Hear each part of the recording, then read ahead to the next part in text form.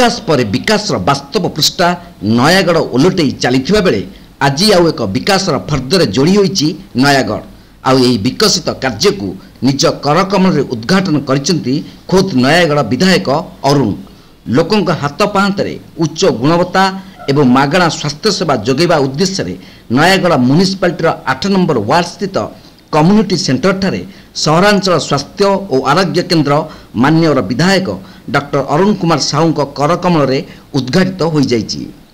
एही अवसर में जिलापाल रवींद्रनाथ साहू जिला मुख्य चिकित्साधिकारी डाक्टर मकरंद बेउरा नयागढ़ म्युनिसिपालिटी अध्यक्षा निरुपम खटेई उपाध्यक्ष गुरुप्रसाद जेना काउंसिलर किसान कुमार दास जिला सूचना और लोकसंपर्क अधिकारी सुरेंद्र कुमार साहू प्रमुख जोग देइतिले।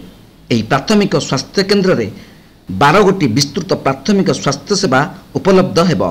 सेगुड़िक मध्य गर्भधारण एवं शिशु जन्म जत्न नवजातक स्वास्थ्य सेवा किशोर स्वास्थ्य सेवा परिवार नियोजन गर्भ निरोधक सेवा और अन्य प्रजनन स्वास्थ्य सेवा संक्रामक रोगर परिचालना संक्रामक रोगर चिकित्सा अणसंक्रामक रोगर स्क्रीन प्रतिरोध नियंत्रण एवं परिचालना चक्षु नासा कर्ण समस्या चिकित्सा जत्न शय्याशायी वृद्धों उपशमक स्वास्थ्य सेवा जरूरीकालीन चिकित्सा मानसिक स्वास्थ्य स्क्रीन आदि मौलिक स्वास्थ्य सेवागुड़िक जोगाई दिज्व। एठारे सर्वसाधारण क्लिनिकाल जत्न प्राथमिक चिकित्सा औषध निदान एवं जरूरीकालीन सेवा इत्यादि बिना मूल्य उपलब्ध हेब। एथिपाई आवश्यक भित्तिभूमिर विकास करा जाइछि एवं मानव संबल उक्त सहरांचल स्वास्थ्य और आरोग्य केन्द्र रे उपलब्ध करा जाइछि। जातीय स्वास्थ्य कार्यक्रम एकीकरण एवं कार्यक्षमता वृद्धि सहित स्वास्थ्य प्रणालीर मजबूतकरण यह योगदान करिबारे लक्ष्य रही। तत्सहित जोग व्यायाम इत्यादि स्वास्थ्य प्रोत्साहन कार्यकलाप कराजिबा पई व्यवस्था रहिबो।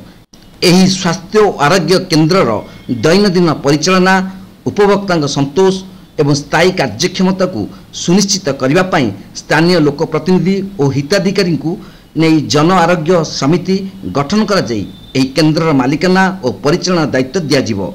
एही कार्यक्रमटी डीपीएम विश्वरंजन रथ आशा मैनेजर सीताकांत पट्टनायक प्रत्येक तत्वावधान में होइतिबा बेले स्थानीय जनप्रतिनिधि साधारण जनता और स्वास्थ्य विभाग समस्त कर्मचारी उपस्थित रही कार्यक्रम भूयसी प्रशंसा करथिले।